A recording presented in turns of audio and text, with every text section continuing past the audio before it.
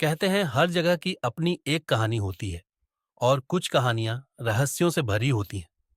ऐसी ही एक कहानी थी छोटे से गांव सुनहरा में।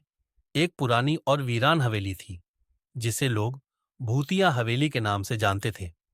यह हवेली गांव के पश्चिमी किनारे पर स्थित थी और लंबे समय से वहां कोई नहीं रहता था। कहते थे कि हवेली कभी बेहद सुंदर और भव्य हुआ करती थी, लेकिन समय के साथ यह खंडहर में बदल गई। गांव के बुजुर्गों का मानना था कि हवेली में कुछ रहस्यमय घटनाएं होती थीं, जिनके कारण लोग वहां जाने से डरते थे। इस हवेली के बारे में कई कहानियां प्रचलित थीं।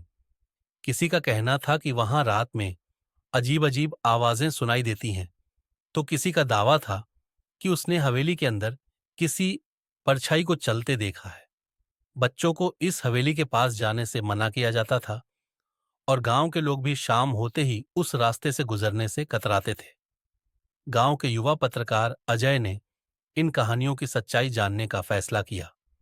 अजय हमेशा से रहस्यों और अनसुलझे मामलों की ओर आकर्षित रहता था।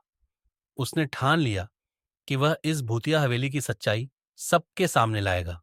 उसने अपने कुछ दोस्तों को अपने इस प्लान के बारे में बताया, लेकिन उनमें से कोई भी उसके साथ जाने को तैयार नहीं था। सबने उसे समझाया कि यह बहुत खतरनाक हो सकता है, लेकिन अजय अपनी जिज्ञासा के कारण पीछे हटने को तैयार नहीं था।